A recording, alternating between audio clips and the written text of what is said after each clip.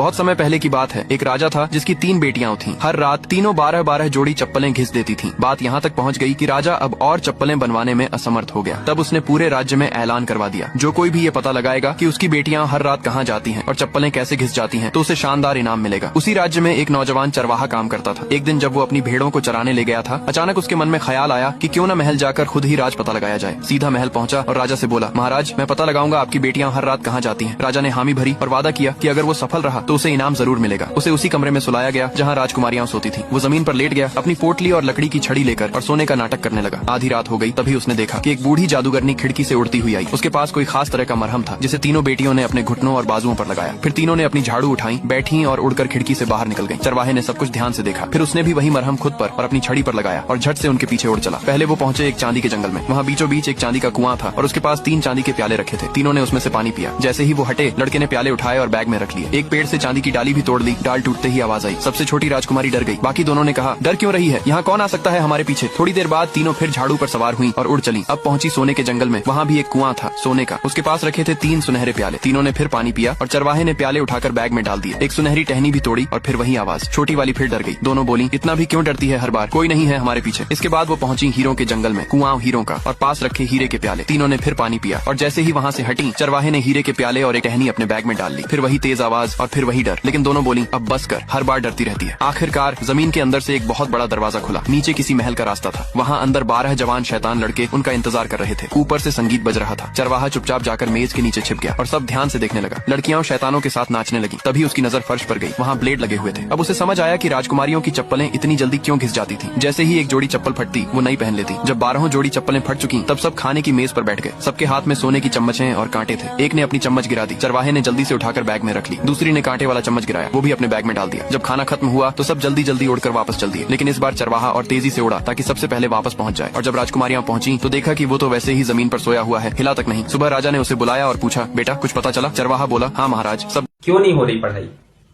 Exam बगल में आ गया, लाइफ में कुछ करना है।